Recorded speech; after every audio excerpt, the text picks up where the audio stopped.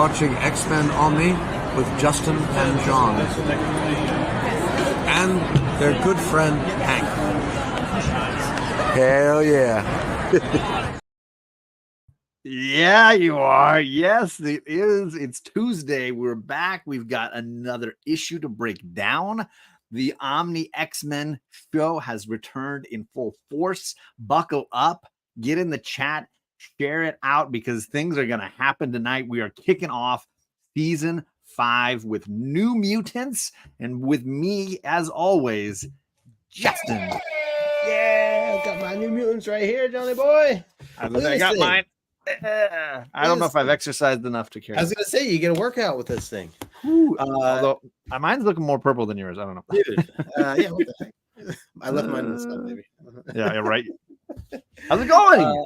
Good, man. Doing great. Doing great. You dude, you've been killing it, man, on YouTube. Tons of new shows you releasing and all that stuff. I'm excited for you, man. I love to see it. Love to see it. I got some dark circles. I got a little less hair on top. But it's happening. It's all happening. Yeah. Who needs to sleep? You know, you sleep next YouTube week. First. That's what I say. That's what I always say. Hashtag.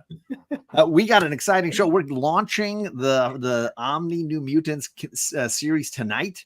Some exciting things going on over here. I've got an epic list of things down below. Like all of our previous seasons of Omni X-Men, the playlists are all refreshed and they're all down below. All of that, of course. I got his link because if you don't know this show, we go back and forth on one another's channels as we go through this omnibus issue by issue. So you got to be subscribed. You got to have the bell clicked over on No Good Comics so that you're there next week when we're discussing the next issue in the omnibus.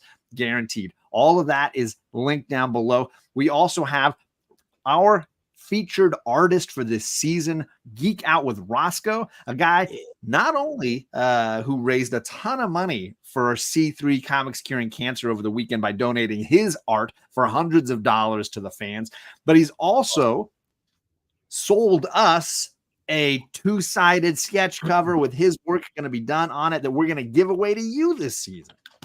Oh, yes. So huge shout out to Rosko. Also, he is in Florida. We want to make sure his best wishes and thoughts go out to him because I know he is considering evacuating and considering where to be going despite the epic storm coming his way. Good point. Good point. Yeah. So, scary. Friends in Florida, stay safe. Definitely take care. We're thinking and wishing good things for all of you. Absolutely. So his link is down below. Definitely worth checking out all of that. I've also got the link for Magic Lasso's unboxing he did today because he got the Omni X-Men giveaway box from last season. Ooh. And I'm just going to say, humble brag, I crushed it because Nice. it was the best I've done so far. I'm feeling I don't know if I'm ever going to top this, but at least you can get a sense of why you stick around at the end of these shows. You're getting better each season, John. I mean, I'll figure it out one of these years, right? I'll get the recipe. We ask trivia at the end of each episode. You can answer questions correctly or hilariously in the chat and get on our list because we do insane fun giveaways at the end of the season. This is the first night. Those 17 of you in the chat right now, you have the opportunity to get on that wheel early, get those entries in early, and then roll out some big victories at the end of the season with all the fun things we like to give away. Slabs, original art, like we said, Geeking Out with Rosko, comics, trade paperbacks. It gets a little wild. It gets a little wild in June when our birthdays come around, but we're giving you gifts. That's how that goes. That's right. So, a little backwards, but I mean, hey, we're hobbits. Hey, we'll take stuff too if you guys want to send us. I mean, yeah, sure. I mean, that's how it works. Don't Chet usually gives away stuff to us. That he does. But then we give it away to all of you. We have an incredible guest here with us tonight, and I can't believe I waited 5 minutes to get him on screen. You saw him at the beginning of the video. We started with him right at the beginning, but we got the one, the only Bobby De La Ghetto. Station, brother. Station. Hell yeah. Man. Happy to be here, man. Happy to be here. This is the one right here. Yeah. Nice. Heck yeah. Yes, sir. Love it. Dude, how long have you had that issue, Bobby? I bought it off the stand. Yeah. This is not my original one. My original one, I couldn't find it. And so as soon as I agreed to do the show, I went to my LCS. I looked at had one there, $5. I grabbed it up. I said, yes, yeah. And so, and then just like yesterday, I found my original one. So yeah, I still got it. Nice. I just got mine here, and because I was reading up on key issues involving Black Panther, and I was like, how do I not have this book? Yeah. Wow. Yep. That's a wild. Yeah. Back up the second story. Yeah. Yeah. Justin, we got to get you a copy of this book here at some point. I have two. I couldn't find them. There it is. Yeah, I do have them. Wait, so I'm the only Jamoke who's only got one? Okay. Yeah. Problem needs to be solved. Problem needs to be solved. I'm just Somebody send this man a second copy. Awesome. Well, thank you, Bobby. Congrats on winning. You got to pick first from this season. This is another victorious champion of Omni X-Men. So he looked at this omnibus and he said, Marvel Team Up 100 is going down. Dude, yes, it's a great pick, man. I was gonna say Bobby won a couple things because I know I just shipped you a couple books not too long ago for one of the issues that you won for that. I threw an extra book in, and hey, I just want to say thanks, Bobby, for supporting us and being part of the show and being part of the chat. This whole time you've been around for a while here with us, and obviously just known you through the community and everybody else. You've been great, so I'm pumped to have you on, man, as a guest here, and many more to come for sure. Feelings mutual, brother. Yeah, feelings 100%. Mutual. I'm glad to be here. Yeah, the chat, the people in the chat, my friends. Yeah, everybody. Hey, everybody out there, and love you guys. Yeah, because we get. I like this group. You know what I mean? The chat and everybody. It's always positivity. We're laughing, having fun, and that's what I'm about, man. Yeah, I'm here to have fun and make friends. Yeah. Love it. Well, and let's say hello to all those folks because there's a ton of tailgaters going on here. A little over an hour ago, we had Swagda hanging in the chat. What is going on, Swagda? Nice, sir. Las Cruces. Those New Mexico homie is always early in the chat. Love it. We got Rob Boswell early in the chat. What's going on, Rob? Good to see you, my friend. Everybody hanging out. We got Rod the Rican with his new logo dropping videos and live streams like mad and staying safe in Florida, my friend. Stay safe there, bro. Yes. We got Old Wolf 65. He's been feeling a lot better lately. Hope you're doing well, my friend. We got Adam Make Stuff Up, my homie from California. Hope you're doing all right, Adam. Adam. Rod, I mean, I'm still a ways away from 3K, but thank you. I appreciate that. Getting there. Christina Payne, my newest moderator, the woman who drops links better than anybody. She's been killing it tonight. Oh my God. Yes. We got Candace Barbosa. What is going on, Candace? Good to see you, my friend. She's going to be on a future episode, guaranteed. That's right. Let's see. Hashtag Dark Circle, says Phil. What's up, Phil? Teen Dad Life. That's how that is. Conlon in the chat. What's going on? Happy Tuesday, Conlon. Hope you're doing well. TV. Magic Classo saying Omni X Spider-Man Chala. Yes. A little bit of everything in there. That works. We got Jackson, Roy, Kirk. Whoop whoop. Good to see you, Roy, Jackson. Yeah. We got Carlito Classico, not an X-Men fan, but a homie. He's here. He's here just to he's here to make sure we don't talk about Joker 2. Oh, there you go. Wrong show, Jackson, but I appreciate you, my brother. I appreciate you. There's Rosko's link as Christina's just throwing those links out left and right. You be ready. Ready. And then Lasso's YouTube video. He did that unboxing today. Love it. Let's see. Who am I missing here? Who we got? I thought it was going to be Chris Claremont. Nope. We're not having Chris Claremont anytime soon. I don't know how he's going to feel about us. Gore Vidal, what is going on? Gore. Good to see you. Let's see who else we got here. This chat is flying. Look at all these homies. Chet I Knight. What is going on? Is this what he does? Chet. The man. Oh, yeah. Good to see you, Chet. We got Broke Boy Comics. What's going on, sir? I feel that way many times. Colin's talking about those Metropolitans. Oh, not that playing. Watch out for this guy. That's not the New York team he cheers for. That's right. Tony says, took me 3 years to get a wrench. Get out of here. Yeah, and you never use it. What is up, Stu? No. Yo, what's up, Stu? Good to see you, my man, Stu. Station to you, sir, for sure. Let's see. House tonight. The Mets are the best team in baseball. You hear it. Remy Q, one of the homies from C3. I appreciate you, Remy. What's up, Remy? He was helping out a huge ton this weekend. Nice. Kenneth Bird, good to see you, Kenneth. How you doing, Kenneth. man? We got Beckerman, another great member of the community, helping with C3 this weekend. Nice. He was putting in time, helping out, covering, because I know our man Legion of Comics, he had some huge damage to his area due to Hurricane Helene. And I know that he's getting things back in order, but Beckerman jumped in, and a huge thank you to you for all you did for this weekend.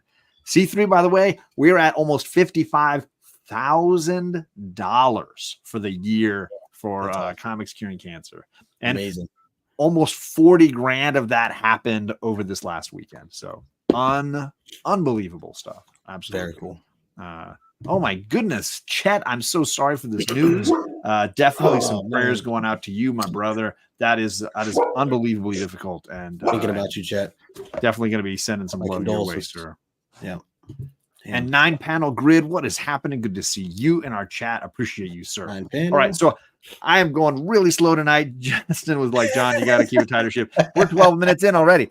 You're doing great. You're doing great. Ask Bobby a question. Yeah, we're going to do lightning 3 questions for you, Bobby, all centered in and around what we're talking about here tonight, which is gearing into these newer mutants, not the old mutants, the new mutants. That's right. All right. That's right. My question, though, for you off the bat, New Mutants, obviously, when people think about this run, there's 2 key characters they think about. Are you a Cable or are you a Deadpool? Definitely a Deadpool. Oh, all right. There it is. I'm with you there. I grew up a Cable, and I have a hard time shedding my Cable. But maybe it's the beer, it's the old man attitude. I don't have much connection to Cable right now, so just don't have the experience. Deadpool grew on me. The first one, I got his first appearance, knock on wood, and I was just, this guy's like a Snake Eyes or something. He's just a ninja or whatever. But then the humor, they read him, he's funny and he done a lot of things, and Deadpool. Nice, love it. Inja Binja in the chat. What is going on? Half of Melanin and Manga with Sheena. Thank you for coming by. You rock. And what I missed 62 Lefty Blues. Yes, Bobby D in the house. What's up, 62? All right. Oftentimes people debate these 2 teams. Are you a New Mutants fan or are you an X-Force fan? It's a tough one. I have to say New Mutants. Yeah. Nice. I feel like it's 50-50 for me. It's a tough pick, right? Yeah, tough one. Yeah. Yep. All right. I go with New Mutants. Okay. I mean, it's fair. I'm glad because we're here for it. Yep. This might be an easier question, but is in considering the legacy of the New Mutants run, the original 100 issues, who has left the bigger fingerprint? Liefeld or Bill Sienkiewicz? Ooh. Sienkiewicz. Ooh. It's a tough one because obviously they're so tightly connected to these 100 issues, right? Yeah. And I know one is more regarded for quality maybe than the other, but as far as leaving a fingerprint, they both left an indelible mark, right? True. That's true. Yeah. Gore says he's going to have to reevaluate this relationship with that Deadpool pick. I don't know what's going on.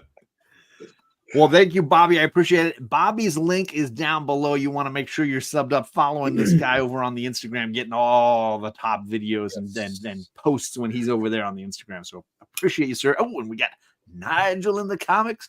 What is going on, Nigel? Good to see you, sir. Nigel. All right, so we're gonna dive into issue 100 of Marvel Team Up here. Here we go. Yeah, this omnibus not starting off with the graphic novel or New Mutants #1. Instead, we're getting the issue that came chronologically earlier, December 1980. Art from several different people because we have 2 stories going on here, but Miller, McLeod, Byrne, all of which Bobby mentioned early on. Obviously, there's a lot of draw here going on. Mostly we're getting this issue in the omnibus because of Karma, this character that we're going to learn a little bit about as we go in here. But let's jump into this cover here, Justin. You open this Omni X-Men book and you're like, okay, here we get some mutants, and you're looking at this cover and you're going, where are the mutants? Yeah. This is definitely a curveball, seeing that this is the first issue to kick off. And it's just funny because like we're hyping up New Mutants this, New Mutants that, and then and now we're here, we're like, okay, Marvel team up Spider-Man and FF. Like, oh, wait a second. This cover has always caught my attention, and I think the majority of the reason, just the color, the way it pops, the fact that it's on a solid white background. To me, anytime I've seen this, and I'm sure you've seen it on as a wall book. You can find it in back bins. It's just, I know it's considered a key. Like it's definitely a book that just, resonates or stands out to me. I will say I've always questioned kind of the red lines that have gone across. And I, before I had a chance to read it, like, I thought it was like part of like a flag of some sort or something else because of the white background. And the lines are so perfectly straight, and I didn't really understand, obviously, the middle and everything else. So, it mentions karma, but until you read it, you really, don't know anything about even just this little, white figure in the middle of the red there. So, other than that, just seeing the teams fight, that alone is going to get my attention. And, we always talk about, if you're walking by the shelf and you see it at a store, would that get your attention? This would absolutely, because you're like, why? It says that they're together, but why is Spider-Man fighting the Fantastic Four? The other thing too, I love about the colors is just the flame or the brightness and the shadows that work against like Spider-Man, right? And even the thing like off the torch. So it looked really cool. Just that whole aspect, I guess, even from the hands of Mr. Fantastic. Just and underneath Spidey and yeah. So I love this cover for so many reasons. So there you go. And funny enough, you mentioned those red lines because I first looked at this as a kid and I was like, oh, it's like a present. Those are the bow. That's the bow. It's like tied. It's like a tied with a bow. That's what that is. And I go, there's a creepy little skull in the middle or whatever, but it's like, it looks like a present. It's like a little gift, a little package you can open up. Yeah. Bobby, what are your thoughts on this cover? Obviously, you bought it off the stand, so clearly it caught your eye, right?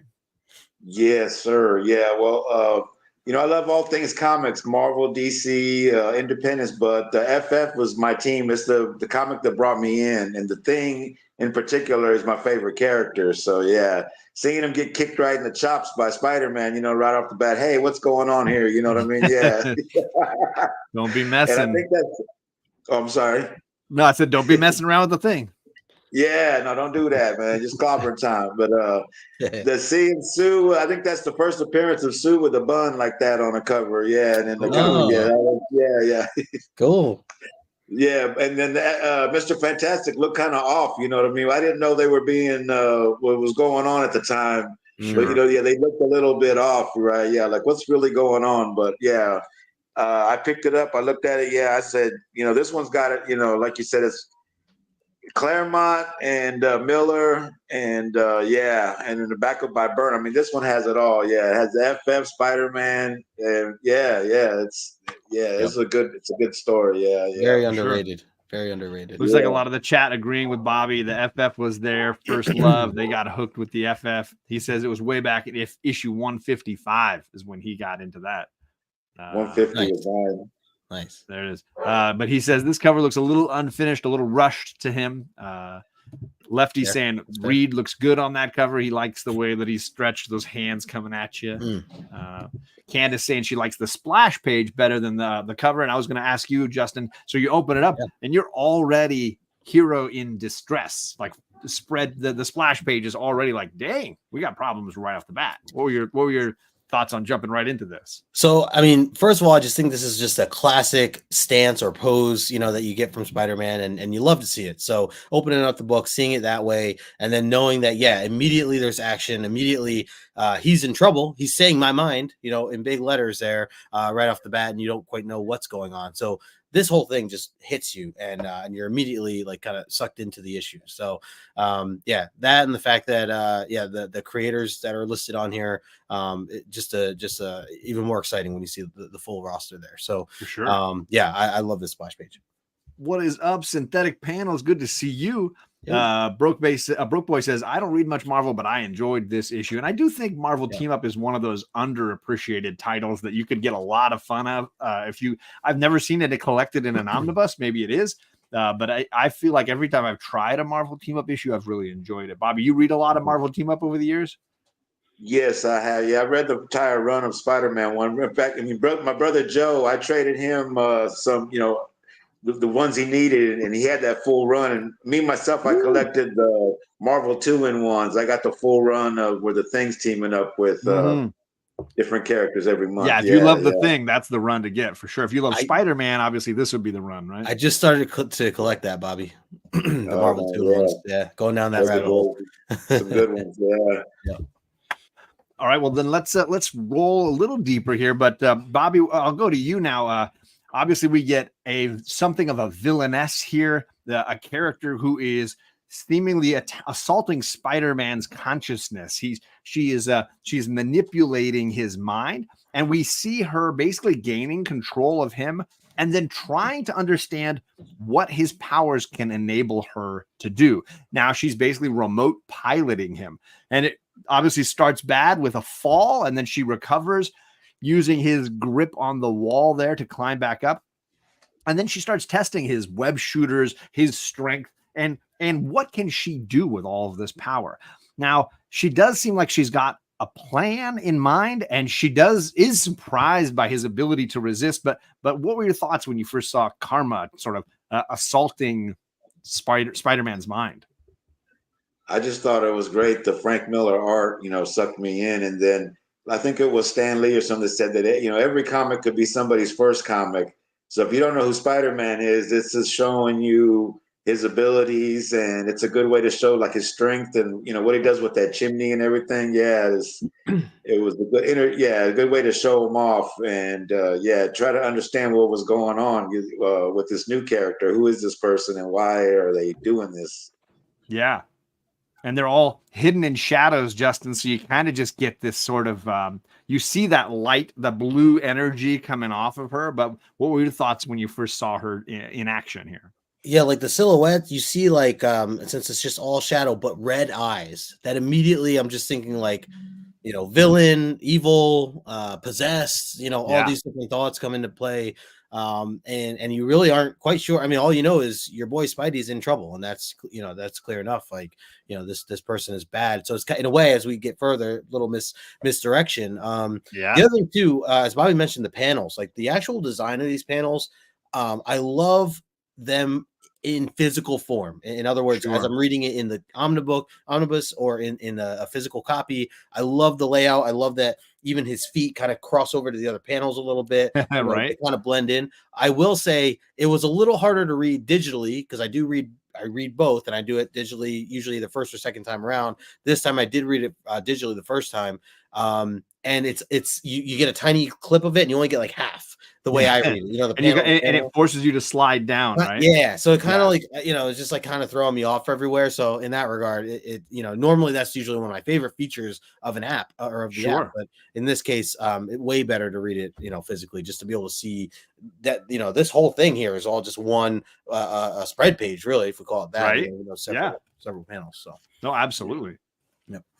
We got some other friends commenting here in the chat. Magic Lasso saying Peter Parker's Spectacular Spider-Man is a great read. Still holds up all this time later. He's been telling me I got to get on that. Jackson Kirk saying there's only a Marvel Masterworks of these. There's no omnibus or large collected editions so far. That's what Daryl seems to be agreeing with him on that. Interesting. What's up, Daryl? Swagda is back. What's going on, Swagda? First in the chat. Good to see you here, man. I appreciate you. Marvel 2-in-1 is an epics, but not MTU. Okay, all right, too bad. Did Rosko jump in here? Did I miss Rosko? Hopefully not. But there's his link. I think Christina's just dropping links. Yeah, I appreciate you, Christina. Yeah. Big Herm, what's going on? Station to you, Herminio Reyes. Good to see you, sir. Nice. That chimney panel, and right above it, when he's like flexing his muscles, there's some kind of cool. I dig kind of that. Oh yeah. DJ Watts is here. Thank you, sir. I appreciate you. One of the big winners from my C3 giveaway is he and his wife Bethany. So good to see you, sir. We get this sort of dramatic push and pull between the mind of Peter Parker and the mind of this villainous character as they're battling over the will of Spider-Man. And then you see, look with these, I can crush things at ease. I'm ready to take on this villain. And there's all these thought bubbles are really the villain, right? She's now in complete control of Spidey. And she's like, I need to get him to where the action is happening. And he sort of swings off at her bidding. And we jump to this event in the Freedom Tower where we have a gala sort of going on, and there is a character, a former general in the South Vietnamese army who is now a respected businessman of some sort, and he is hosting a gala, and the FF are in the gala. They are there to be a part of this. So you have the Invisible Woman and Reed Richards coming in, and he is introducing them to a couple of children that he recently apparently rescued from Vietnam, and his brother, and then the two children. So his brother is next to the former general, and then the two children. And he says, "Oh, it's past their bedtime." Just as Sue's trying to talk to them, he's like, "Oh, they don't speak English," and they sort of usher the children away. And while they're thinking, "Oh, this is a little odd," or whatever, and Ben's trying to drink out of a teacup for some reason, Spidey arrives, but of course we know it's not Spidey, and he says, clearly his goal is to rescue these children, and he jumps in there and he's trying to rescue them amidst this party, and he punches away the general, and he punches away I guess maybe it's not the general, it's like two bodyguards that were escorting the kids away. And we see the internal struggle, right?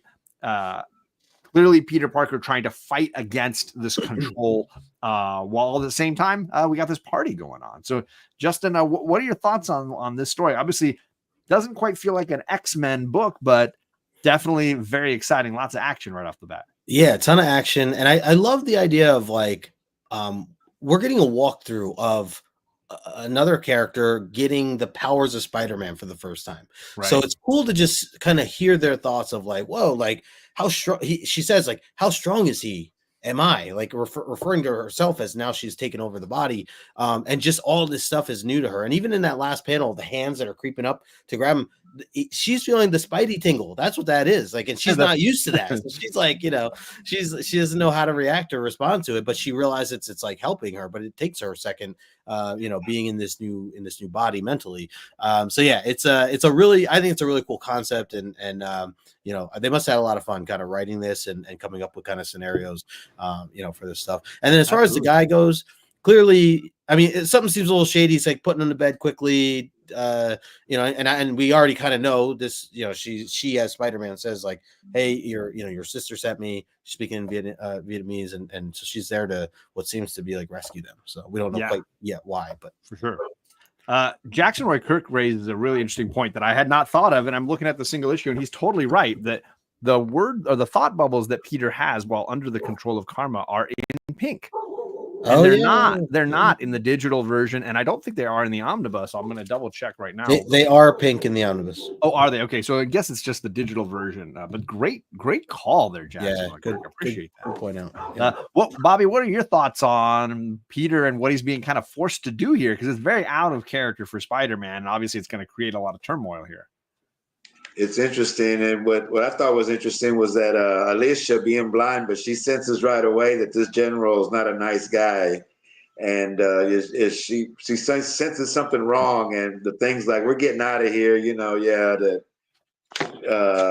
wasn't digging it either, and then with the spider senses that that she didn't know what was going on, so it was interesting trying to work out like, you got some new powers and how do you figure this out, and what does this mean or whatever, right? Yeah, and danger was approaching.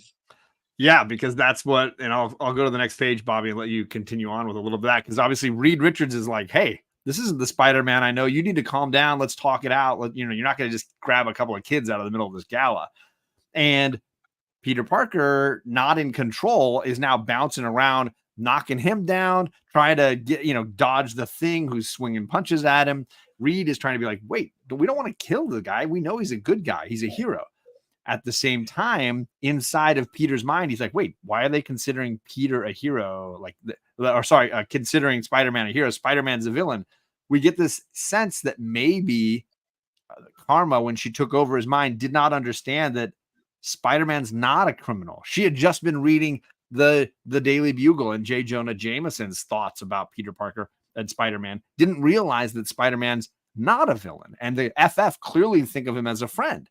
Amidst all of this, you have Sue Storm, who is like, look, I don't know who this guy is. He's not acting like my normal Spider-Man. I got to get him out of the way. And he backhands her. He slaps Sue Storm. You don't slap Sue Storm. I don't know what shenanigans are going on here.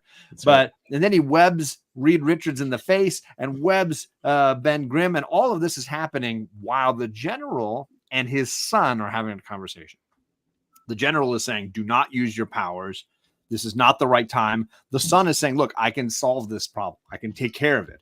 And the general telling him, back down. This is not the place. Let them take care of it. We don't need to get involved. So there's an interesting, Bobby, kind of back and forth here behind the scenes while our heroes are just busy dealing with each other.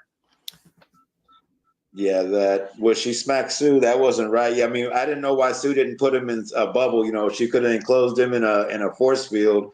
That would have been that would have been let's settle down here. You know what I mean? So, and then he calls her Invisible Girl. So that must have been before she became Invisible Woman, changed her name. Yeah, so that was disrespectful right away. And then throwing the thing. I had a buddy, a friend of mine, you know, he was a big Spider-Man fan. So anytime he seen the Spider-Man going through the X-Men or knocking the, off toward the FF, he wouldn't let me live it down, yeah. I love it. That's so good. Chat, don't worry. It's back in the bag and board, my guy. It's back in. I didn't mean to freak you out. I will not assault this comic. He said my anxiety is tingling. Deep breath, brother. Deep breath. Chet, I verified my statement by paging through with my Cheeto encrusted fingers. That's not, that's assaulting me. They never played it up how much sway Jameson had over the public's perception of Spider-Man. Great point, Daryl. I appreciate that. Flo Dameron, what's going on? Fake news. Yeah, right. The original fake news, J. Jonah Jameson. Flo Dameron says, shout out to Bobby and the whole fam here. What is going on, man? Nice. Big Herm says the Daily Bugle lied about Spider-Man. No way. Yeah. Everyone's triggering chat. We try. Justin, what are your thoughts on how quickly the FF and Spider-Man are now at odds? It all kind of happens really fast. I love these scenes though. They're all the fact that Reed Richards is just like, what does he say? Kidnapping seems a bit out of your line of work, or out of line for you, wall crawler. He goes, but it'll be the FF's pleasure to make sure your new career is stopped before it's really started. It's just funny that he kind of jumps at it that's weird. He doesn't usually do that. Well, we're gonna stop him. Instead of being like, hold on, guys, let's talk this out. He never drinks another second cup of coffee at home. Let's give it a Also, I think, to clarify, I think Tran is technically the nephew, not son, but the nephew of. Does he just call him son? Because he calls him. He introduces him as his son, though. Oh, right? Does he in the beginning? Because he does call says, him uncle later. Where is it? Allow me to present my nephew Tran and his brother and sister. Got it. So the two kids are Tran's brother and sister, which we get a little bit later. And he's the uncle. But it's his nephew. Yeah, the general's nephew is the young man with the powers that he's not using. Yeah. Thank you. Good point. But then Tran jumps into power, right? We see Tran decide to use his power on Spider-Man. And now what we have are two telepaths using their abilities to try to control Spider-Man. Spider-Man having a rough day. Just having a rough day. Oh, yeah. And Tran seems to clearly be more powerful than, as we learn in a second, his sister. Karma, the sister of Tran, is being overpowered. She has that blue energy. He has the pink energy. And she is unable to keep control of Spider-Man and doesn't want her brother to know what she's doing. We don't quite know why she's keeping it a secret from her brother, but she decides to back off and free Peter or Spider-Man from her powers. And this is, of course, when Ben Grimm shows up, is like, I'm not giving this guy a chance. He's going down. It's clobbering time. It just lays Spider-Man out. And we cut to a little while later on a couch when Peter Parker's waking up to the FF, and they're all like, hey, have some coffee. Let's figure out what's the problem here. Bobby, I had to include the little it's clobbering time gifts for you. Yes, sir.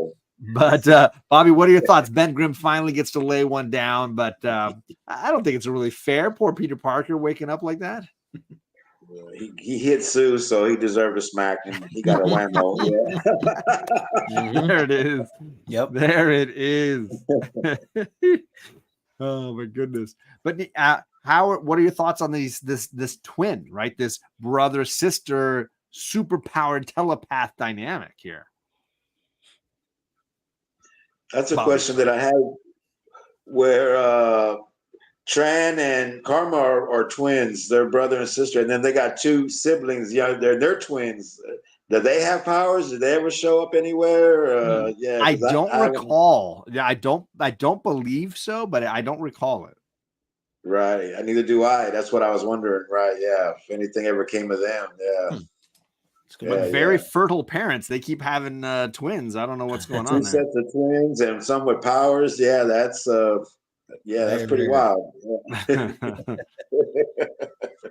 Justin, so we get Spider-Man finally freed of this mental power, but we also get a little bit of an understanding of these two brother-sister team and what they are both at odds about, which is the kids, right? They're clearly not agreeing with whatever's going on with the kids.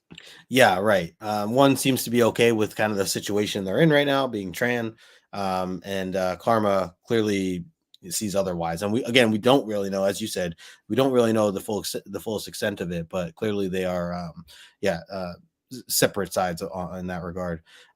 Meanwhile, I mean, the crew is like just figuring it all out. I like seeing Spider-Man just kind of waking up, having a big headache. Reed is passing along some tea with a long arm coming around the side of the couch. I always love Spider-Man with like the mask pulled up over his nose. Yeah. You see that a lot. And then meanwhile, Johnny's like playing with fire. Like I like how he's just like full always, literally and figuratively. Yeah. And so he's like, Johnny, do you mind? We're trying to have a serious conversation here. He's like, oh, okay. Stop being a jerk. At least his sister can tell him what for. Right. And I will say I do like the color codes of Tran having the pink and the blue for Karma. As I like read it more, like I feel like Tran being the pink almost is more like red, which to me is a little bit more like evil or bad. And sure, now we're starting to think, oh, maybe Karma's not like bad because he seems bad. Like maybe she's good, and blue is usually lighter, positive color, so interesting I'm curious kind of what made their decisions on that as far as the artwork goes. Well, and like Bobby mentioned, Alicia being able to like say, this doesn't seem right. Like something's off with these guys. Like she picked up on it early, and we as the reader are kind of like, where do our loyalties arrive? Right. Because we don't like Peter Parker being taken advantage of, but at the same time, we're like, who has the best interest of these kids at heart, right? Yeah, it's true. Which brings us to that next little bit here. We've got Reed deciding, I'm going to test this machine, this brain scanner, this encephalo scanner device. I'm going to look at Peter's mind and see what's going on there. And he's like, weird, there's a little gap here. Somebody messed with your brain. Someone messed with your memories, and they switched some stuff off. And dang it, Johnny, stop playing with fire. And then we jump to, I'm going to call he's like, I need somebody to even read. Like, I need an expert in telepathy, mind powers. I'm going to call the X-Men. And we jump to the X-Mansion, and we have Wolverine and Storm and Colossus in the midst of a training session in the danger room. Xavier is like, well, I have a phone in this room. I guess I'll answer it. And he's like on the phone, but like screaming at the team at the same time. He's like, yeah, that sounds interesting. Stop it. That's not what you use your powers for. Yeah, that's really, really good. Dang it, Colossus. Come on, man. Wolverine. Right. He's basically half on the phone and half helping out. But at the same time, it sounds like Reed's like, okay, I think I got the basics from you. Can you help me out with some cerebro skills? Because I need to locate this person with powers who might be a mutant. So after a little bit of power or a little bit of knowledge connecting, Reed creates a device that will hopefully help him track down the person who was manipulating Spider-Man. So, Justin, we get a little mutant cameo. Finally, some mutants thrown in here. Tiny amount, like the bare minimum. I'm like, oh, okay, like we're gonna go into the danger room, cool, like all this stuff, and then we get like barely anything. No, I will say, and the fact that it is barely anything, I love these panels. I was cracking up reading this, and just seeing the different situations, and Professor X just yelling in the background as he's getting distracted after every other sentence.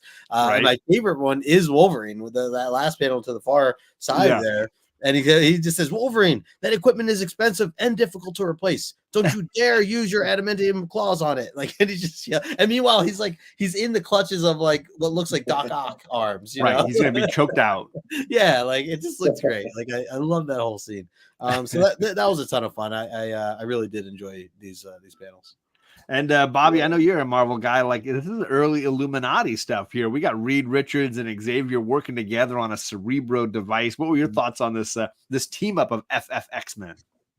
Right. Well, you get to see, like I said, you rarely seen Frank Miller do FF. I don't know if this might be the only one. And then now you see him doing X-Men right here, which I know he did the Wolverine series, but he didn't do a lot of X-Men. So you're seeing a Frank Miller Danger Room, which is cool. And then you see Stretcho, he's stretching all the way to where the phone is, and the phone's connected to the wall, 1980. But look at that long cord underneath. Yeah, it's got like the super long cord. Yeah. Hey, but Professor S, he got a cordless. You know what I mean? That's cool. Yeah. It's such a good point. I didn't even think about it. Why doesn't Reed have the cordless? He is, of course, going to move that phone all over the place. Why he's going to get everybody's going to get tangled up in those wires. Why doesn't he have a cordless phone? He hasn't upgraded yet. He spends all his money on all the other materials. That is a phenomenal pull, Bobby. Yeah. Oh my God. That might be the greatest insight I'm ever going to have into this comic. I'm just telling you right now. Wow. We got some homies in the chat. I want to shout out some people that jumped through. We got Mark, the Cuddy Sark. What is going on, Mark? I appreciate you, my friend. All right. Cliff on Comics, who hosted a C3 show right before mine on Saturday. And hilariously enough, he gave away an X-Men box, and I won it. And I was happy about that. And then I gave away an X-Men box, and he won mine. So they're going to travel across the country and pass each other on their destination. So, Cliff, I plan on an X-Men mystery box unboxing with you, my man. There you go. Would love nice. Broke Boy says, I did think that hot chocolate was an interesting beverage choice. He's a kid at heart, Peter Parker. Yes, he is. The scenes with Johnny always feel like very early FF issues. That's fair. We find out later that Charlie and Reed were Illuminati members all along. Dun, dun, dun. We already know Xavier's a jerk. Kitty Pryde told us that. Bueller, what's going on, my friend Bueller? I'll be posting some stuff on Instagram soon, but I'm hoping to see Bueller this coming weekend. So thank you, Bueller, for coming by. I appreciate you, sir. Let's see. Yeah, spreading the love. I appreciate you guys spreading the love. Absolutely lovely to see everybody in the chat. Next week's trivia question. Right. Think about it. That phone, one. That cordless phone. Mark this moment. Yeah. So then we jump to the team trying to find Karma and, following her mutant signature. And Spider-Man, like, I am not slowing down. I am going to get this girl. She messed with my mind. He jumps. I shouldn't say girl, because he jumps down into this church and he breaks a stained glass window. Peter Parker's like, I don't care. It's a church. This is where this mutant is hiding. And he sees a man and a woman talking. And he's like, it's got to be the man, right? Sexist Peter Parker. He grabs the priest and he's like, I'm going to beat the snot out of this guy. You took control of my mind. I'm going to just completely crush this guy. Meanwhile, Karma's like, oh, crap. They found me. Like, I'm in trouble. I better take control of the guy with his fire powers. So she jumps in Johnny Storm's mind, which, let's face it, very probably easy to invade. Takes complete control of the Human Torch and now is using the Human Torch to battle Peter Parker. And Peter Parker's like, wait, what's going on? He's like, I thought I had the guy, and now I'm fighting Johnny. This is all getting crazy. So before we know it, everybody's out of control. Sue and Reed pop in and they're like, seriously, guys, we told you to wait. She puts both of them in timeout bubbles long enough for the priest to come in and say, whoa, I'm a man of the cloth. Let me just walk you through the drama happening here. So, Justin, what were your thoughts on, I grew up with like Johnny and Peter Parker always as buddies, the hotheads. Of course, they run right into this church, busted up and start burning stuff, right? Yes, yeah. And the fact that it is in a church and the priest is there, and the main point he's making is he goes, "Hey, you guys are in the house of God right now. At least have some respect and not do this here." Absolutely. I like that we had that moment. And I guess his Father Bowen is his name. And yeah, Sue. I love how Sue just put them both in their place, and that's it just seems like it's just always it's like big sister coming in. Hey, you there, cut it out. Like she's always been that voice of reason. I feel like, which is why she was always my favorite member of the FF. I love Ben Grimm is easily number 2, but I loved Sue just because as a mother, as a sister, as a wife. And then, of course, just as the voice of reason always, I think she's just, and of course, I'm just going to say it, most powerful FF member. Like she legitimately could kill anybody. She can stop anybody at any point. It's consider the self-control not to have snuffed out her brother at this point. Sure. I'm just saying. I've got 2 brothers. I get it. Bobby, what were your thoughts on this little church brawl that we get here? Yeah, well, right away, usually it's the Human Torch is a hothead, but he's trying to talk Spider-Man, trying to calm him down. Spider-Man's not listening. He's coming through. He's like, the FF, they have good insurance. I'm busting right through the window. You guys can pay for that. I don't care, right? I'm busting right through here. And Frank Miller's taking us back to church. He likes to, he took Daredevil, through church. And he's, good point. I think he played a priest in Sin City. Yeah. Yes, he did. He did. For sure. But great call. If she was controlling, having a funny time, figuring out Spider-Man, I mean, that's dangerous with the Human Torch. I mean, that's a lot of power there. You could just supernova and, take everybody out, accidentally. I don't know how she got control of that, so fast. But, I mean, how is the church not on fire? Because she's blasting around and, That's very concerning, right? Peter Parker, he's there breaking windows. You guys, if you're not following Bobby on Instagram, there's the link. Christina dropping it in the chat. You gotta be there for that action. Shout out to Albert Loves Comics. As always, this gentleman donates his time and his products to Comics Curing Cancer. I gave away 3 of his journals to members of this community, and I appreciate you, sir. I am even, and I'll blow myself up here. Let's see, where am I at here? There it is. I'm even utilizing one of his journals for this new season of New Mutants. Yes. I bought this off of Albert, and I'm going to be using it to keep track of all of the people in the chat who answer trivia questions at the end of the show. The entire season will be documented here in this amazing piece of work that he put together. Don't worry, this was not an actual issue of X-Men 101 that he took. This is a classic X-Men issue. But yes, thank you so much, Albert, for donating not only those 3 items, but then shipping them out to members in the community. So huge thank you, my man. That's awesome. I appreciate you, sir. So let's get going on the next page here. Flashback time. Doodaloo, doodaloo, doodaloo. They all sit on the couch. I love that panel. Story time as Karma takes us, and again, her name is spelled XI''AN, which I believe is pronounced Jean. And she basically takes us through her journey in Vietnam. And she says that during the war, it was very, very difficult, and their village went through some incredibly difficult times. And she learned that she had this ability to control people's minds, and that her brother had it too. And her brother quickly used it in nefarious sort of ways and got in well with their uncle, the general, and went off and had all this success while she had to figure out a way to take care of the family, her 2 younger siblings. Dad passed away young, mom passed away, and it was difficult. She basically was the caregiver and tried to get them to the United States. It was a very tumultuous and difficult time, this arduous sort of journey. And in the end, Uncle took in the siblings too and basically said, look, I'm willing to give you places in my new organization, which seems to have some criminal elements. Sister was like, no, you can't take them away. And she was sort of shut out because she refused to play ball like her brother Tran. And now she's just trying to get them back. And she saw this newspaper of Spider-Man the Menace and was like, okay, I'll take this awful person with superpowers and use them to my benefit to solve my problems. So we get this sort of flashback look at Jean and what led her to the place that she is in now. So Justin, when you finally get the full picture, how did this fit with what you had been thinking all along? Yeah, like this really hits hard. I mean, the history that kind of that she lays out in these flashbacks.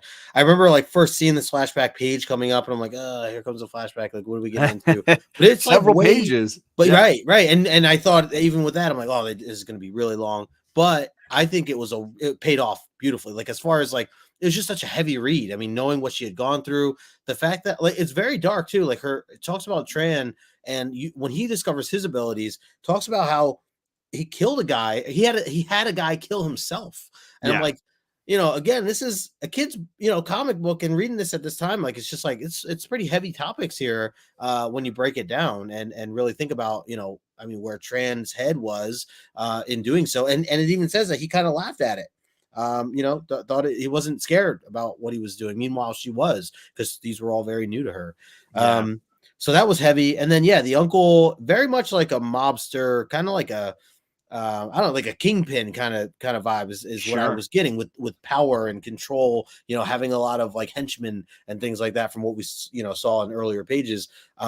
And, him with the cigar there and everything. It's like very, very, fuzzy and phased out. Yeah. I like the artwork side of it and how they made that happen. And the color work for sure. Yeah. Right. But clearly he's just in it to like use his niece and nephew, their powers to basically, have a stronger army or, basically do as he says. So clearly not a good dude.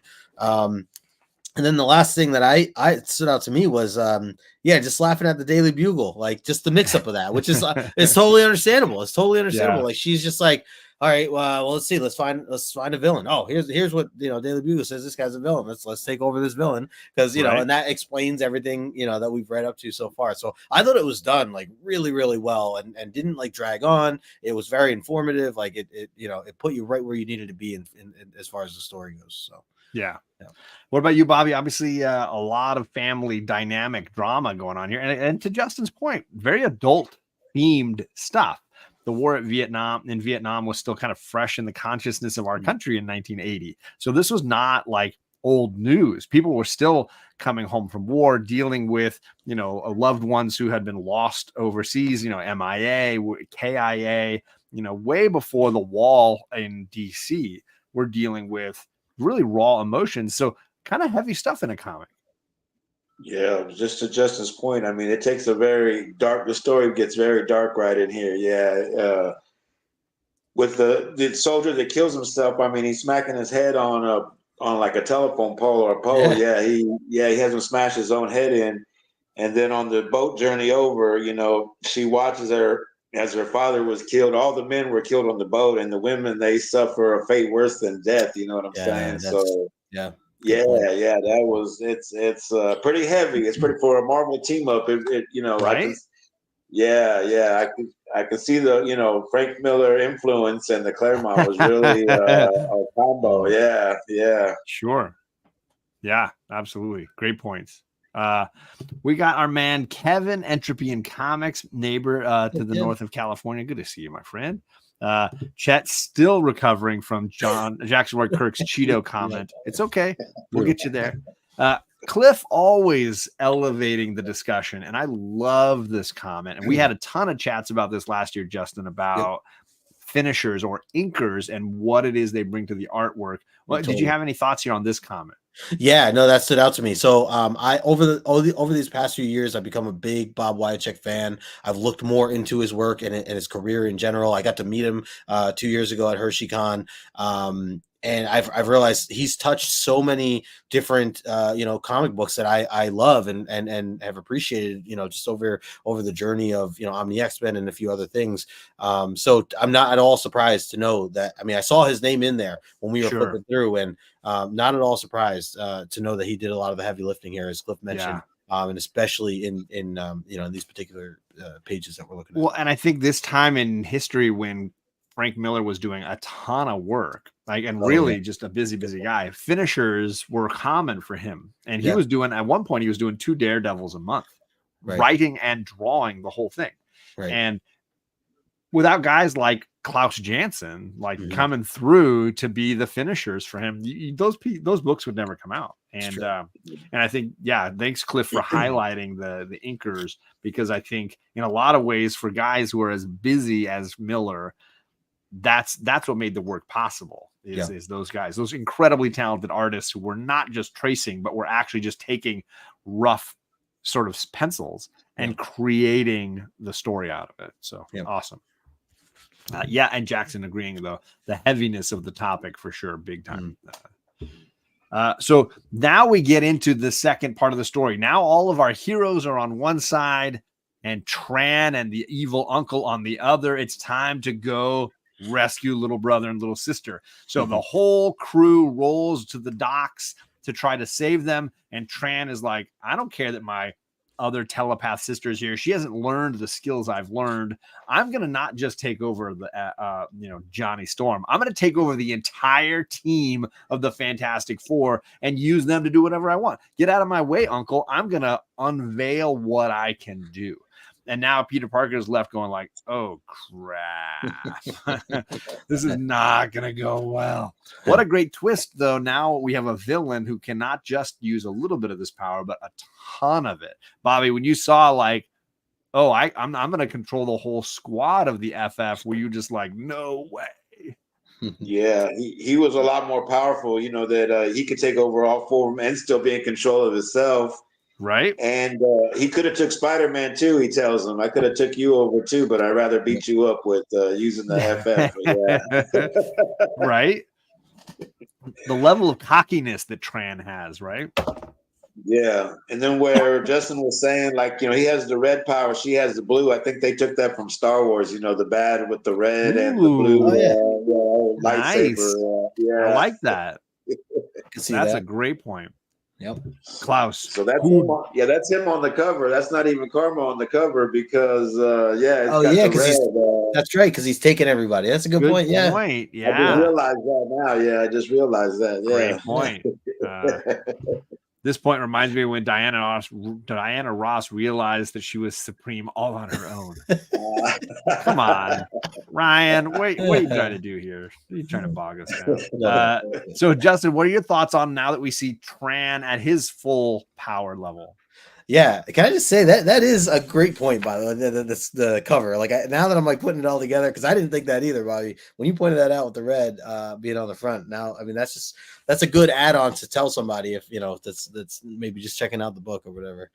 Sorry, John. So what was the question? What are your thoughts on the brother who now is unveiling his full potential? Yeah. So this was nuts because like I saw him at first go after one, and I just thought. Or go after her. So I'm like, okay, well, he's busy. He's gonna be busy with the thing. Like he's just going after the thing. Like, and then obviously as you move on, like he just takes everybody at one time. It's like, oh shoot, man, this is like, the boss level. If you're playing like a video game, like, oh no. So yeah, that was big deal, very impressive. And I just love those far panels. Again, kind of going these skinny line panels where each of them are now waking up. Except Spider-Man, each of the FF are waking up, and they look. I mean, they got white in their eyes, like they're just like you could tell they're possessed. And meanwhile, Spidey's like, uh-oh. He starts to put it together, and he's like, oh yeah, no, this is not. Yeah. This is I got to fight the pod people now. Yes, yeah. And like even the thing, like Ben, when he turns around, like his eyes, like he's turned to the side, his super eyes, creepy. Yeah, like the shadow underneath his eyebrows and everything, and then it just goes down from here. This is just like. Pure chaos. Yeah, like this was just wild. This is just buck wild. And you get several panels, several pages of the action, which is like this issue is just giving you everything. It really is. The pacing is really good. And this just like, goes right into it now. And you get to see Spidey. I love the connection of him flipping and, jumping and kicking in the air like that. So the actual scenes themselves, they're really well done. And I mean, this panel right here is easily my favorite of the issue when you get like 3 Spider-Men kind of jumping through, dealing with all 4 members of the FF. Oh, yes. This is a great, I mean, obviously it's not a Marvel team up as much as a Marvel team battle, Bobby, but like you get this like great this cover pays off, right? It is FF Spider-Man all the way through. Yeah.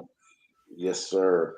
That yeah, that's it's reminds me of his Daredevil. The fight scenes in Daredevil, how they flow, and it's got Spider-Man. The way he's jumping around, and Miller's got a real hand. I mean, like I much respect. That he gets a lot of stuff for his covers nowadays. People are tripping on him, but this back end was Miller time. You know what I'm saying? Where he was just controlling it. Yeah, he was doing his thing, and I was loving it. Yeah, still so much respect to Mr. Miller. Yeah. Yeah. So in the midst of this fight, Uncle decides he's running away. He's like, I gotta go back home. And Tran's like, go ahead. Yeah. Tran's like, just go ahead, Uncle. I'll take care of this.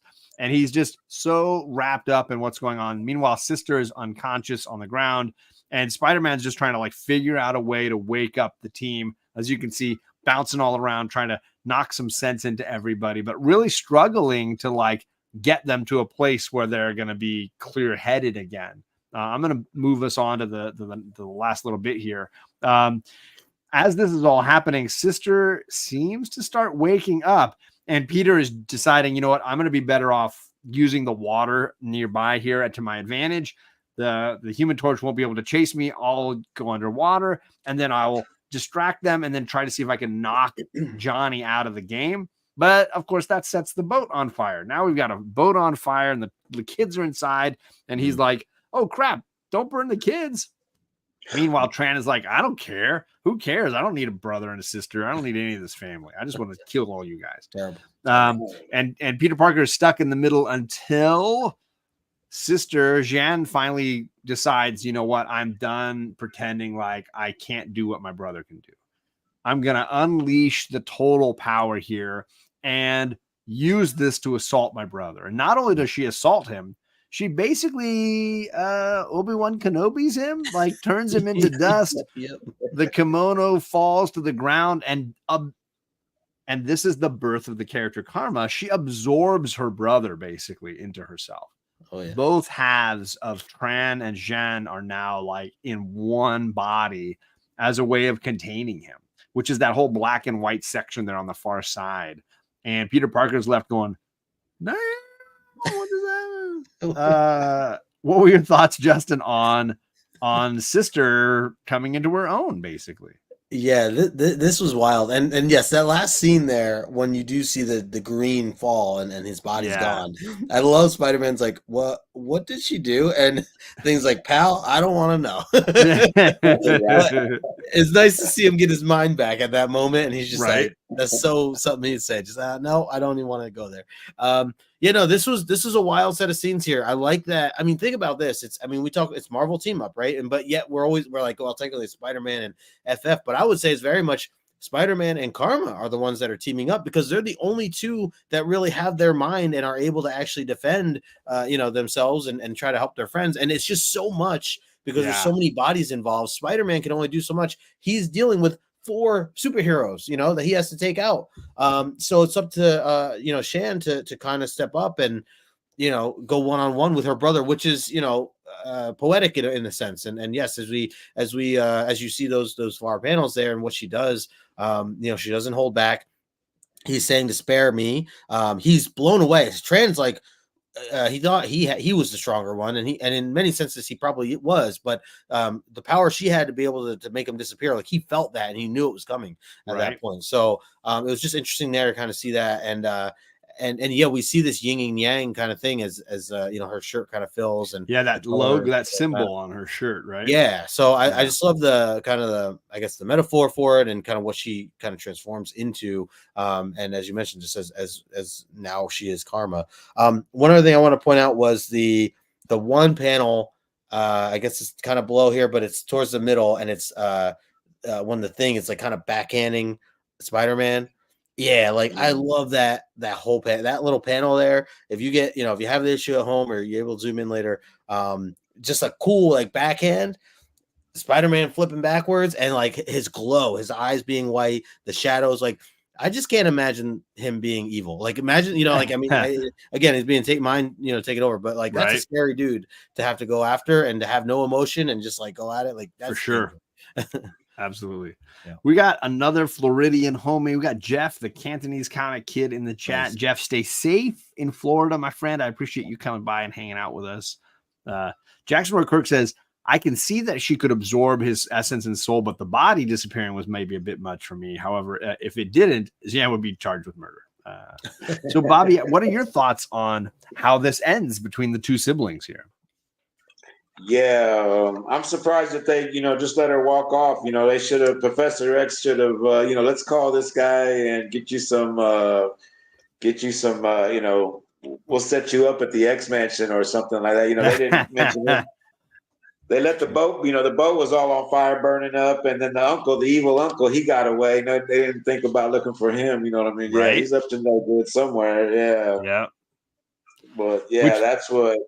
It just surprised me that they just let her walk off. Yeah. And which is basically this last little bit you're talking about here, where she's basically like, all right, now I am Karma. I am this new entity. I am brother and sister is one. And if you ever need me for anything, I got my brother and sister I'm taking care of, but I'm happy to come and help. And they're basically like, yeah, we'll just let these guys go. Like, Marvel will pick that up again later. Don't worry about it. Yeah. It is swag. I think it's a lot of fun, and I do feel like Marvel Team Up as a run, if you got the app, is worth cruising through and checking it out. Mm-hmm. Not accepted, Tony. You're out. You're out of the trust. You're not involved anymore. Any last thoughts here on this story, gentlemen, and kind of Justin, how it ends up before we go on to the backup story? Yeah. So I agree with Bobby. I do feel like the landing at the end of this issue was a little, I don't want to use the word flat, but it was just like, just kind of like ended real quick, and she just was off, and there was no follow up to that, or there was no like even noting of, I don't know, like they could have done. I just feel like they could have done it better. I guess they could have went in a lot of different directions. Sure, as Bobby mentioned, bring Professor X inviting to the school, something to that level, or I don't know. I mean, like. And as I said in the chat, like, is this murder technically? Like, it is, like the body's no longer there. Is that should, I mean, I'm sure it could be debated. So, I don't know. It just felt a little, ended a little quickly. Now, granted, this is it feels like a king size. Like it's a hefty read, right? So, I know that I'm sure they had only so many more pages. But I'm not going to take it out again and weigh it, Chet. Don't worry. But yeah.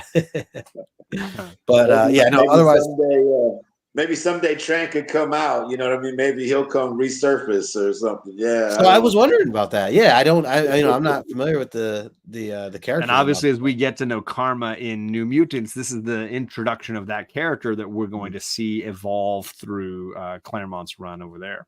Yeah. Bobby, any thoughts here on how this wraps up for you? Well, I mean, just in general, I loved it. Yeah, the Thing got his punches. And, he took a few punches and he dealt some punches. So, yeah, but at the end, he was about to kill Spider-Man.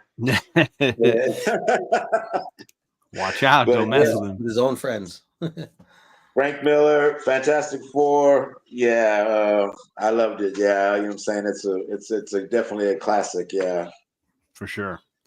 Yep. All right, so the second story, and I'll go through this one a little faster. It's not included in the omnibus. So those of you with the omnibus, you would have to read this digitally or in the single issues or some kind of a collected edition. But we get a short story here, and I joked at the beginning the reason I bought this issue is because of Storm, like T'Challa and Storm.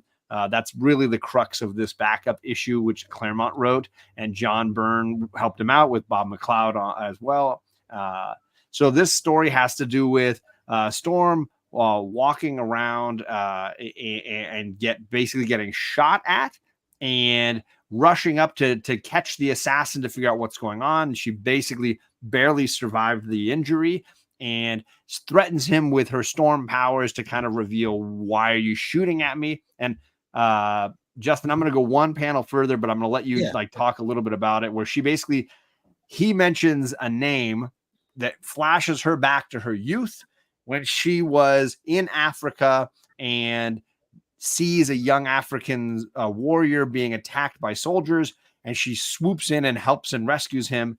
And the villain who was trying to capture him had mentions the same name.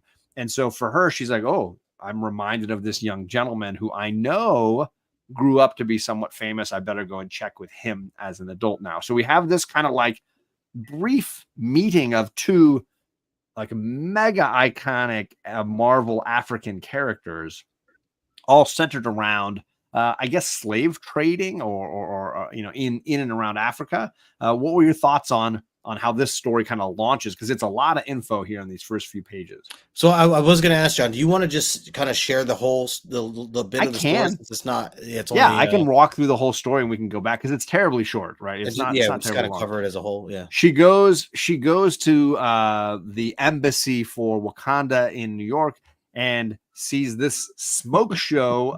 T'Challa come rolling in, and he's like, "Dang, she's hot," and she's like, "Hey, she's hot." They're both vibing, and they decide, you know what, we need to go. I'm going to use my machine to enable us to kind of find where this villain is. We'll go to where he is. They invade his I don't know, mansion. They feel like this is going a little too easy. Where she's using her abilities to break locks and sneak in. They find this giant robot, and they're like, "Oh, geez, now we got to fight robots." And she's zapping it, finding that it's not really working. He's punching it, still not working. She decides, I'm going to break the floor and crash it down to the next level. Then they bust into this room and they find the bad guy was clearly in some way or another connected to the robot. And when they dropped it through the floor, he died. And then they're like, well, I guess that's it. It was nice to catch up with you. You're hot and I'm hot, but maybe we'll catch up again later. And that's kind of the end of it, Justin. Does that Yeah. Did I summarize it enough for you? Yeah. I have an even quicker summarization of this story. Go ahead. I'd love to hear it. So the way I read this, John and Bobby, was that basically Storm had a little bit of a fling. She met a guy, and in doing so, they accidentally got this other guy fired. This other guy got fired. His life spiraled out of control. He wanted to basically get revenge, and they killed him. They killed him years later. That was kind of the gist of this. So you're saying, in summary to your summary, a foreigner took their jobs and then killed them. and then fell in love at the end. And together, and then later they were married and danced on his grave. I guess. Yes, this was the start of a very brutal. Bobby, I don't know how. I know you probably picked this issue up because of Spidey and the FF. What were your thoughts on the backup story? Well, this was a great one too. I mean, I'm a big Byrne guy, also like you guys, and so for the first meeting of these two was like it was pretty cool, But you can really see the Bob McLeod, his inking. You can really see him in a lot of this artwork. But I wouldn't say that they killed him. I'd say he killed himself with his plot for revenge. And you get fired, you're spending a lot of money on that robot. You could have been doing something else. You could have got yourself a van and drove around the country and lived life good like Bueller or stuff. I was gonna say it sounds like Bueller. But that robot's very Byrne, and then the assassin with that rifle is very that rifle is very Byrne-esque and stuff. Yeah. Right. Yeah, the bullet grazing her head. And then something I wanted to show you guys, in the original copy here, that right after she gets shot in the head or nicked in the head on this advertising thing, there's my LCS Clint's comic. Yeah. Wow. Yeah. Over 50. And they were already 10 years old in 1980? Yeah, they're 57 years old. Yeah, I got my Clint's t-shirt. That's my LCS. Yeah, that's dope, man. Very cool. Yeah. Wow. So I feel like whenever I pick up a facsimile or an old comic, when I was younger, I would just breeze through it, and I was like, well, that's my LCS. Yeah. Damn. Not everybody's got their LCS in a comic. Yeah. Well, shout out. So where are they, and what's the name again? They're called Clint's Books and Comics. Yeah, they've been there for over 57 years. There's a lot of history there. You know, I've been going for 40-something years, and I help out there. You know what I mean? They love me. I love them. Wow. And yeah, Beckerman and Marcus, I got them to come down. Yeah, it's you know, like What I said, city? What city is this? In Missouri. I'm in Kansas, so it's just over the border. You know, over the state line. It's just a hop, skip.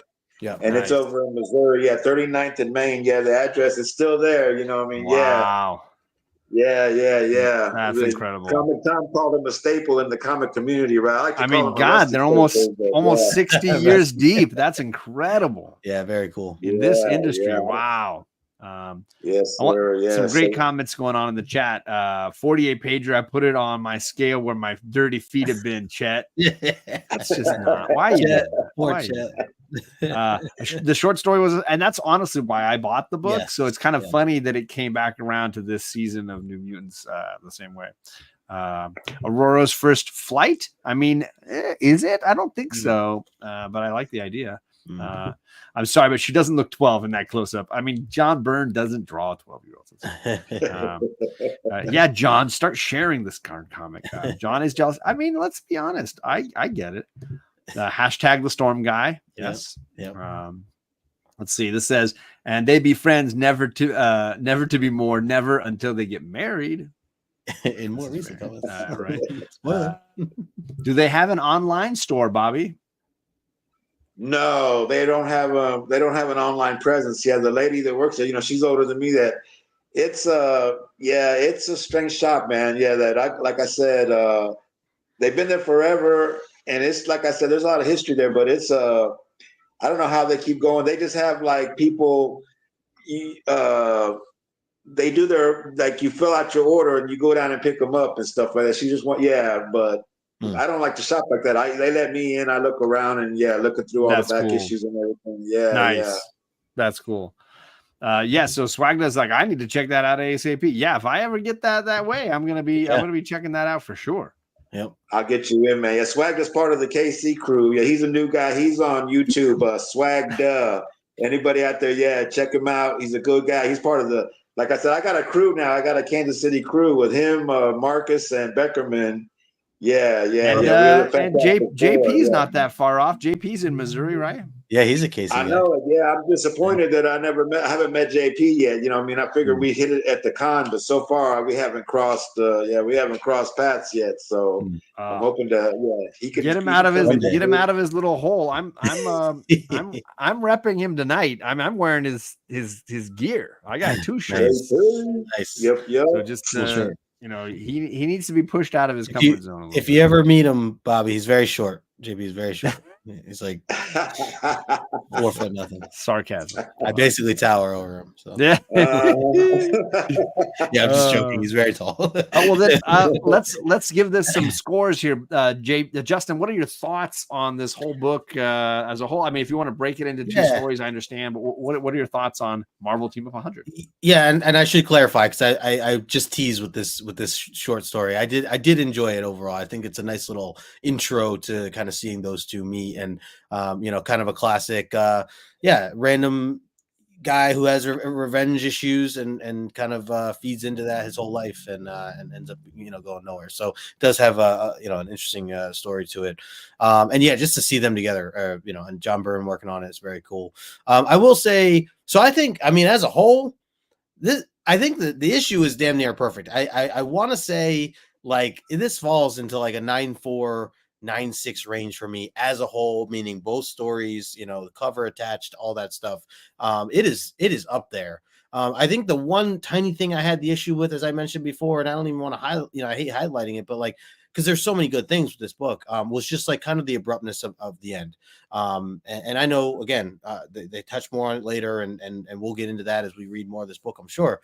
There's just so many great moments in this. Even just the concept of, you have a character who took over Fantastic Four, made them evil, had to fight, Spidey, the backup story, not backup story, the flashback story, learning more about Jan's history and with her and her brother, and how dark and heavy it was, the topics, the subjects that were included, the fun that was in the beginning of just her taking over Spidey to begin with and not knowing what the Spidey single was and everything else. Like all that mixed it together just made it, just that great of an issue. Obviously, we love the cover, the backup issue tied in, all these creators that are involved. So I have to put this up there. I think this is going to fall, 9.4, 9.6. As Bobby adds on, white pages, definitely going to be the white pages.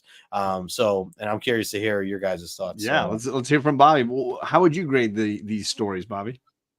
Yeah, no, I'd give this a 9.9. Yeah. Yeah, I knew he was going up. I had to bump it up. Yeah, the second story kind of ends abruptly too. I didn't like that. Wanted to see him fight with that robot a little bit more. They just did like a Wile E. Coyote. They dropped him to the floor. Boom. The guy had a heart attack. It's over. You know what I mean? Right. Yeah. Good point. Good point. They could have. But it was an epic meeting. Yeah. That to show how they first met up. So that was cool. But like I said, it just has. The creative team, like I said, Claremont, Miller, the inkers, McCloud, all of them, you know what I'm saying, Byrne. It's just, you got all that for, 75 cents, you know what I'm saying, back in the day. Yeah. Yep, back in the day, we only had one cover and we liked it. They made this nowadays. It'd have 6 covers. And, well, it's a 100th issue. They'd have to do like lots of covers for this centennial issue or whatever. Great point. My wallet's still bleeding. Yeah. I'm with you guys. This is easily a 9.4 for me. Like I was very pleased when I bought this for the reason I did, and then read it and was like, ooh.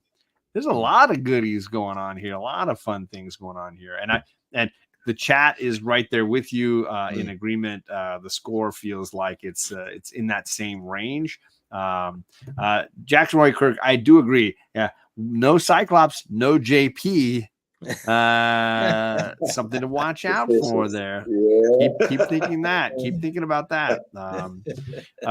There's some discussion about Byrne's Raj 2000, and this there's a time frame about 2 to 3 years gap in between the stories. So something to consider. Byrne's art style, that robot, right?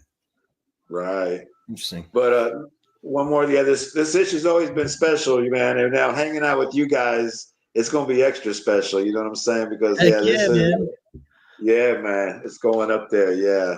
Thanks, brother. Sir. Appreciate you, sir. Well, let's give out some of the math on this issue for people that want to know. This is the first appearance of Karma.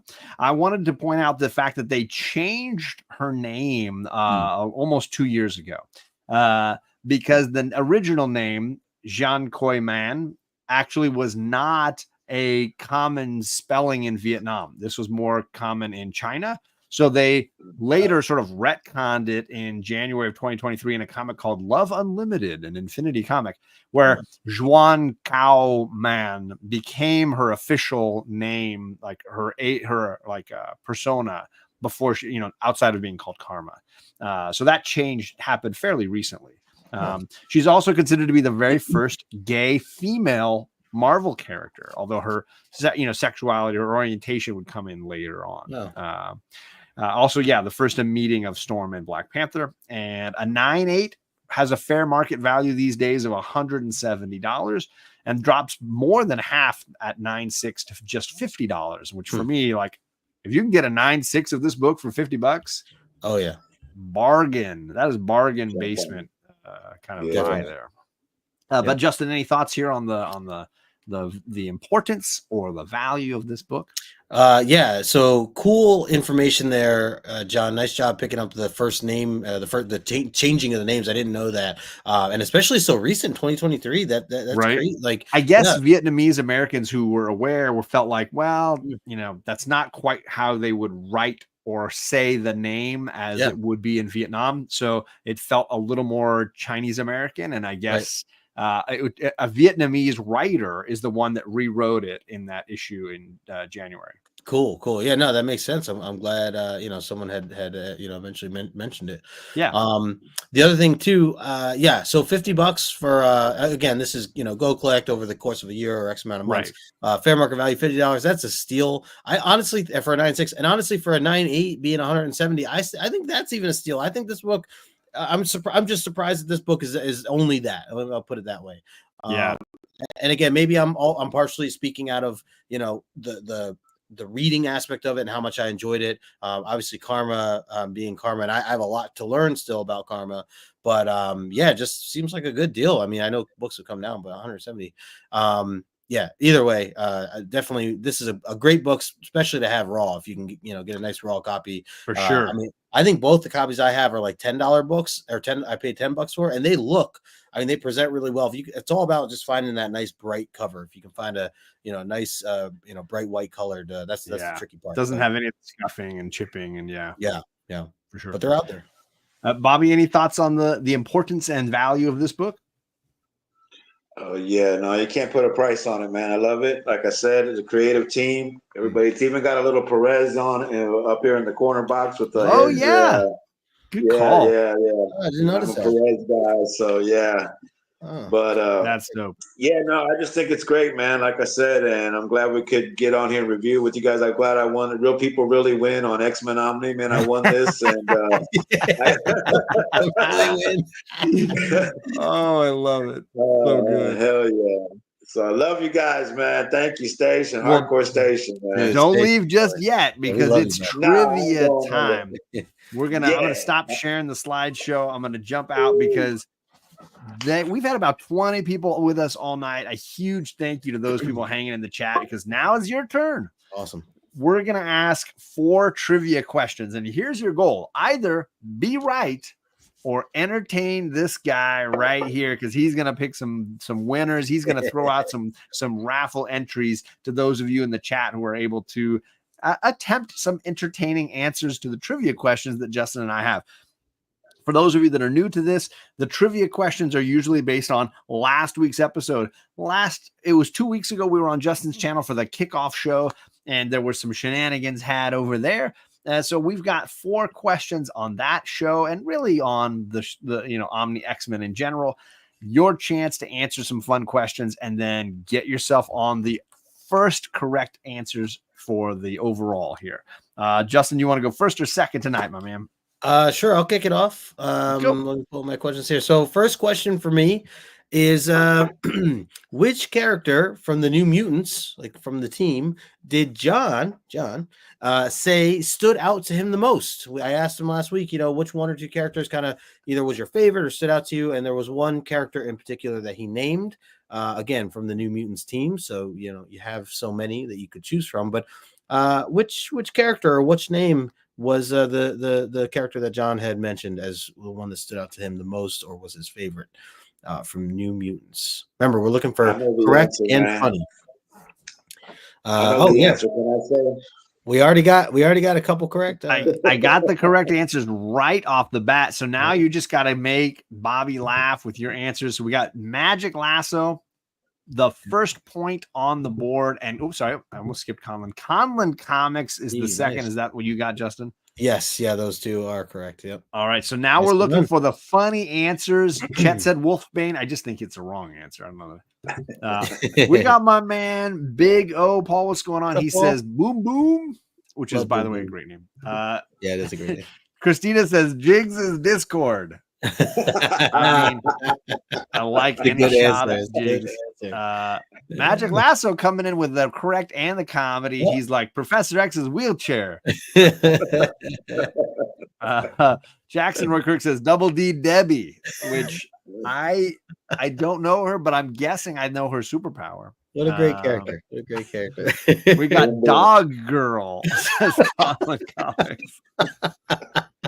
I love the simplicity of that. Horrible name. It's really bad.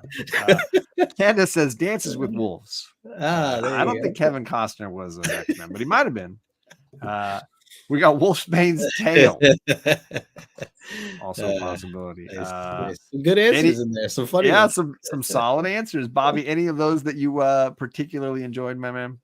Some good ones, but I'm gonna go with Christina. Their Jigs is Discord. Yeah, Christina, you have now got your first entry onto our giveaway prize wheel. Appreciate you, my friend. Perfect. Cannonball, because he's speed ahead but lands softly in your heart. Oh, so nice. Deep thought there. All right. So my first question for you is Justin and I did not plan to, but we wore the same shirt. What was on our shirt last week? Are you wearing it again? You got to wash your laundry, Justin. No, I'm not. I'm throwing them off. I'm trying to throw them off. What was on our shirt? You got to have the whole thing. I don't want just a piece of it. I want all of it. Spelling what counts. was on our shirt? And I typed the whole thing to Justin, so you can type the whole thing in the chat. I'm just going to say. Remember, we are looking for funny answers. So, and we got a couple right off the bat. Yes. We got a couple right off the bat. Oh goodness.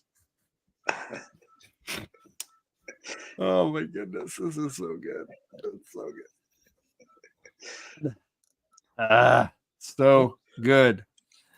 I'm just at a loss here. I gotta double check. Yeah, I put the apostrophe in the right spot. I'm just gonna say. So the first official correct answer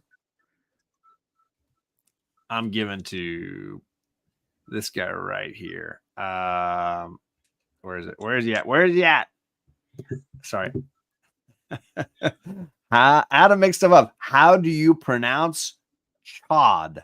Oh, yeah. Okay. You gotta put the apostrophe It's a good point. where it goes in the middle. That's right. I love that Magic Lasso did pronounce. I saw that. I started laughing right away. And then he put the apostrophe in the wrong spot. So and then he put the apostrophe in the right spot to get the second correct. So he still got it. He still got it. He had time to do it 3 times. Third time's a charm. He also had time to just write showed right off the bat. It was not the Mutant Monday shirts that we often wear, which are great. It was not Hooters. Good guess, Tony. Good guess. Fair. I do wear my comics. I actually put it on, Christina, and then I took it off because I was like, I need this clean for Saturday to be able to wear. So I intentionally took it off. My wife's like, why are you changing shirts? It's YouTube. Like, what's wrong with you? And John's like, I don't want anybody to smell me. Like, you got shirts all over the floor in here. What is your problem? Was it hot mustard stained comics curing cancer shirts? It's got coffee stains on it, but yes, that is a shirt that I have that has coffee stains. Shirts with each other's faces on them. You may have hit on something grand there. Yes. I'm just saying. Love it. Leland's crotch cream by P. Diddy. Oh my God. Chet. Really, Chet? Holy cow. Oh, I like this in Spanish. ¿Cómo se dice chod?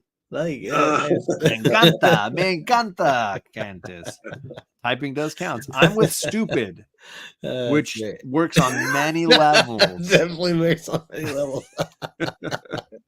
I like that Chet finally got it in correct one time. A little late, but he's here. Ooh, tonight it would have worked well. Thing 1 and Thing 2. Ben Grimm shirt. That would have worked out for this. Ben Grimm with Thing 1, Thing 2. I think I could really dig a shirt like that. Yeah. For a good time, call Omni X-Men. That is not the correct pronunciation. That's right. That's common.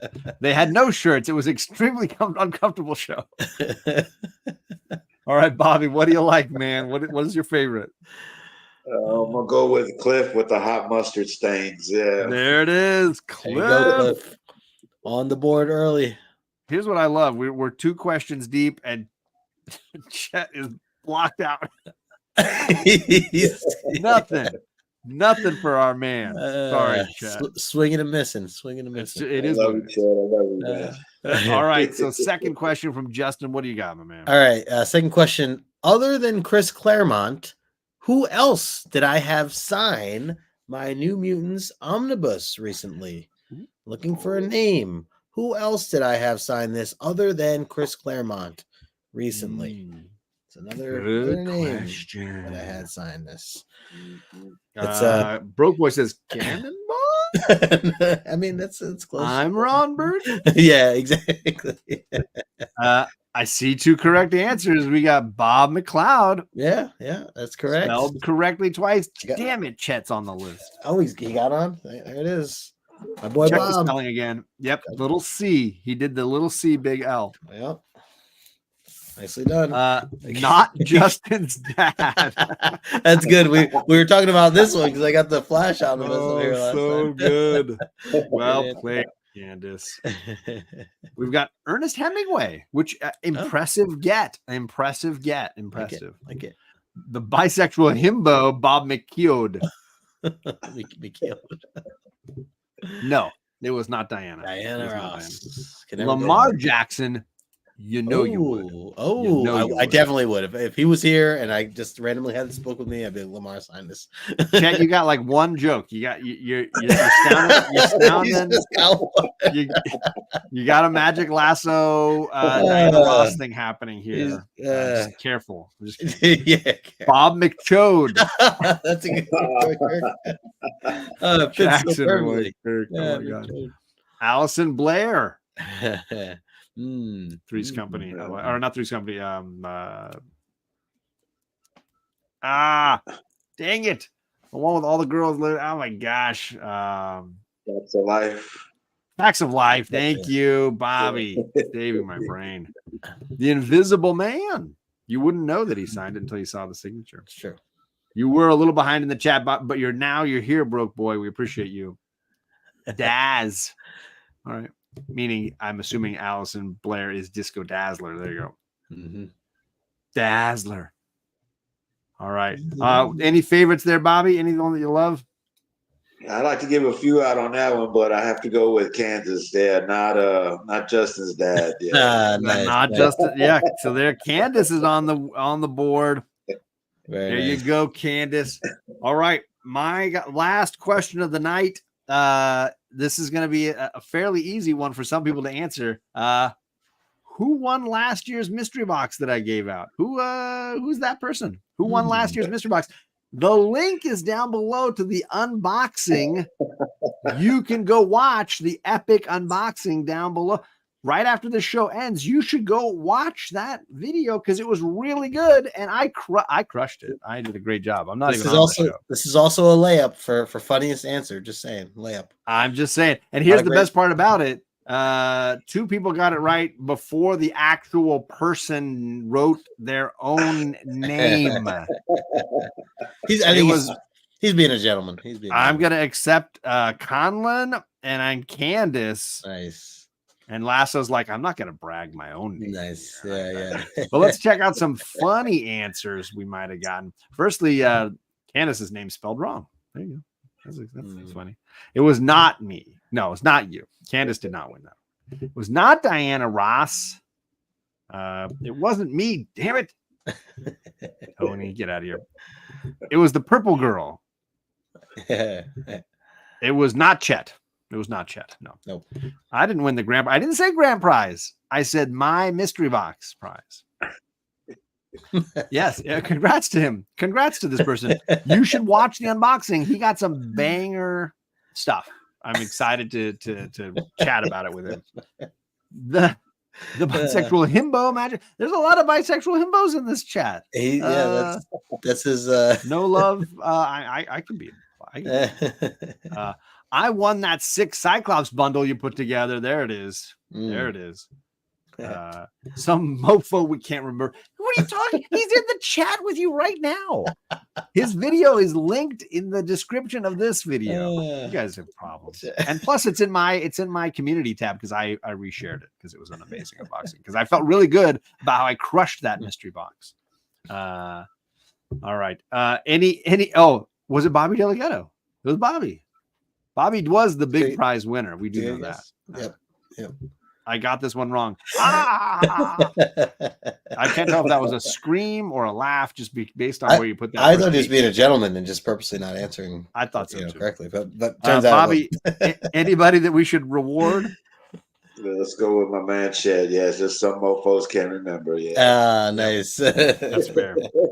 All right, so there you go. I've started off the list for the new season of Omni New Mutants. We are an hour and 39 minutes in for a single issue. It's not bad. It's gonna be a long season, folks. It's gonna be a long season. I'm just saying. Worth every minute, though. Huge thank you to Bobby De La Ghetto for elevating this show tonight. Pointing out so many things for us all to appreciate with this Marvel Team Up 100, Bobby. You are a champion, sir. I appreciate you coming out tonight. Love you, bro. Yeah, man. Thank you guys, man. Thank everybody out there in the chat and everybody. Yeah, catching on rewind. Love y'all. Hell yeah. Yep. People in Florida, stay safe, man. Stay safe. Stay dry. Keep your comics dry, man.